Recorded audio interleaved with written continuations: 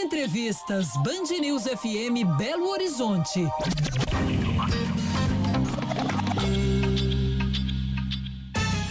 Hora de entrevista ao vivo em cores para você que acompanha a nossa live pelo canal Band Minas no YouTube. Bom, nessa quinta-feira um projeto de lei que pede a criação do Marco Legal Criança e Natureza foi protocolado na Câmara lá em Brasília. O projeto determina que ter direito à natureza é ter acesso a espaços naturais saudáveis e próximos. No Brasil, mais de 40 milhões de crianças e adolescentes estão sob alto risco climático, sujeitos a eventos extremos como enchentes, secas prolongadas, ondas de calor, Segundo o Índice de Risco Climático das Crianças de 2022 da Unicef. E está conosco o JP Amaral, que é gerente de natureza do Instituto Alana e conselheiro do Greenpeace Brasil. JP Amaral, um prazer falar com você, muito bem-vindo, viu? A gente já agradece aqui a sua participação.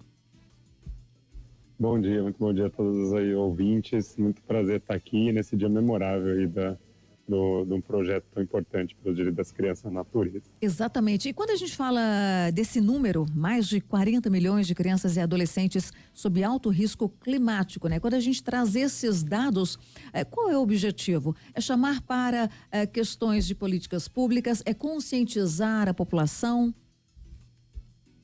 Olha, o principal, Bruno, que a gente tem que olhar é assim, estamos geralmente, quando se fala nas crianças, até mesmo os adolescentes, está falando assim, as futuras gerações que vão herdar este planeta.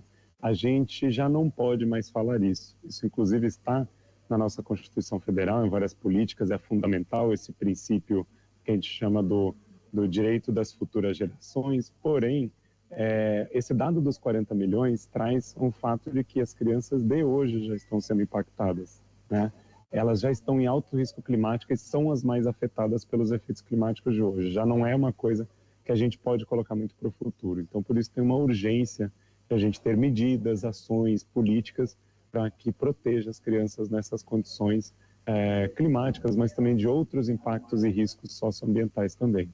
Então, 40 milhões de crianças em alto risco climático, a gente está falando basicamente o quê?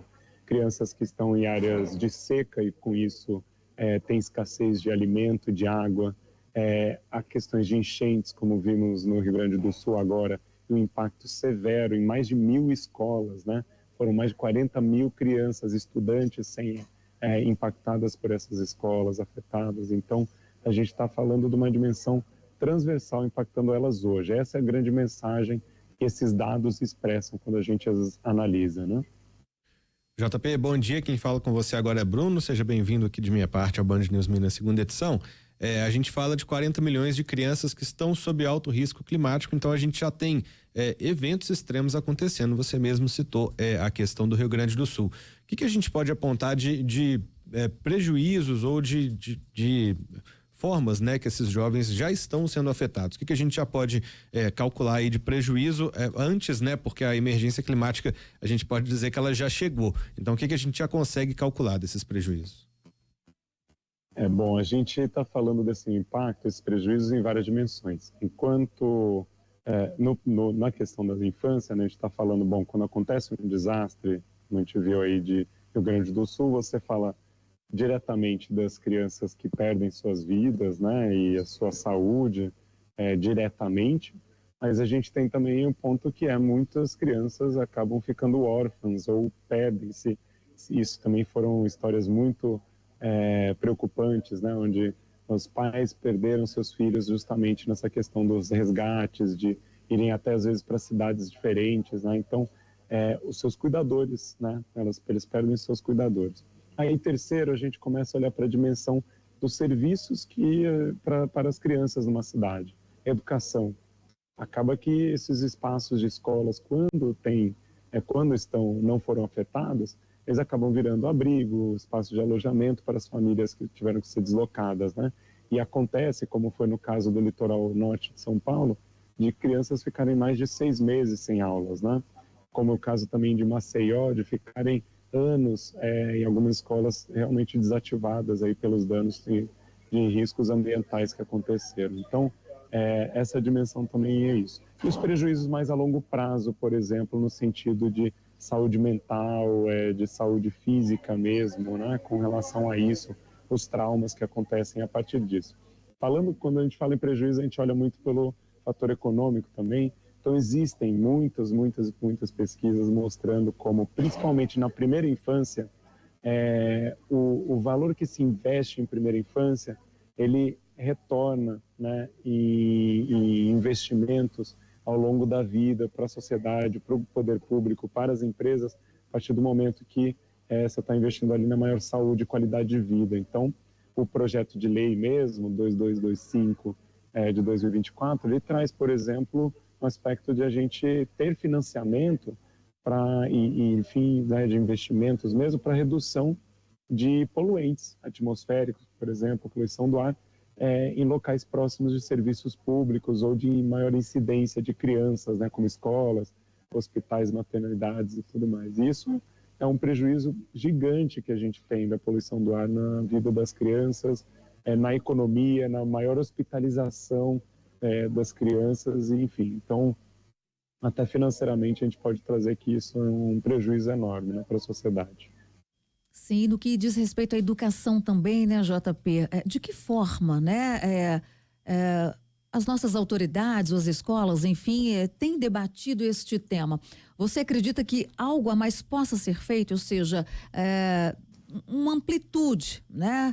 Dados, orientações, atividades extraescolares, de repente, de que forma podemos intensificar essa questão da educação ambiental, né, para as crianças aí no nosso país, levando em conta que temos aí extremos, né?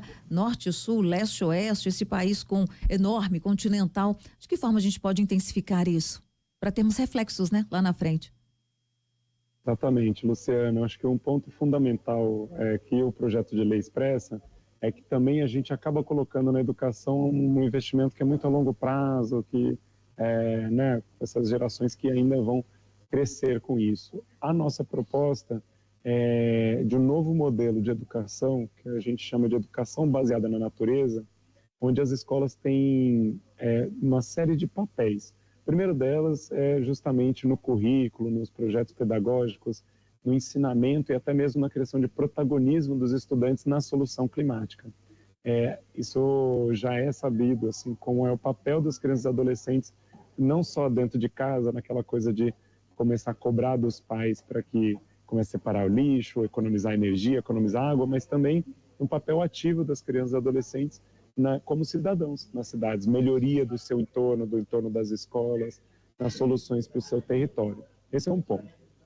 Segundo, as escolas têm um papel fundamental de alterarem sua infraestrutura, melhorarem a sua infraestrutura para se prepararem para os desastres climáticos, para os impactos das ondas de calor, para os impactos da supressão de vegetação que a gente está vendo, ou seja, menos áreas naturais e áreas verdes nas cidades. As escolas, por estarem em todos os territórios, podem ser esses difusores dessas políticas dentro da escola. E terceira dimensão, em torno da escola. Então, as praças, parques com áreas naturais em volta das escolas é uma forma também de integrar esses territórios, as escolas com mais áreas verdes e até mesmo permitir, por exemplo, redução de enchentes por conta da permeabilização do solo. E, por fim, as políticas climáticas estruturais da cidade, como tem se falado aí, né? Planos de adaptação, ou seja, como a gente se adapta aos efeitos climáticos que já estão acontecendo. As escolas também são primordiais nessas políticas, nesses planos. Justamente como eu falei, elas estão em todos os territórios, elas conseguem receber essa estrutura, né, e essas medidas de forma a difundir e apoiar toda a comunidade. Você falou uma questão também importante de como a gente prepara. Justamente a gente tem visto medidas de protocolos, de criar fluxos de resposta a riscos e desastres. É o que se chamam de planos de redução de riscos e desastres. Então, não é só a questão de grandes infraestruturas que resolvem. Tem exemplos de escolas que responderam muito bem a desastres climáticos simplesmente a partir de criar mecanismos com as crianças de como elas descobrem quando está chovendo muito forte, quando está uma onda de calor, e elas podem tomar medidas a partir disso, sinalizar toda a comunidade, todo mundo estar em lugares mais seguros, mais altos e por aí vai, né? Então isso é fundamental, a educação baseada na natureza é um mecanismo que a gente traz nesse projeto de lei para responder a isso. Nós conversamos aqui na Band News FM com JP Amaral, gerente de natureza do Instituto Alana e conselheiro do Greenpeace Brasil. Falamos hoje sobre a criação do Marco Legal Criança e Natureza, protocolado na Câmara em Brasília. JP, muito obrigado pela entrevista e até um próximo contato. Obrigado, Bruno. Obrigado, Luciano, e todos os ouvintes. Um abraço.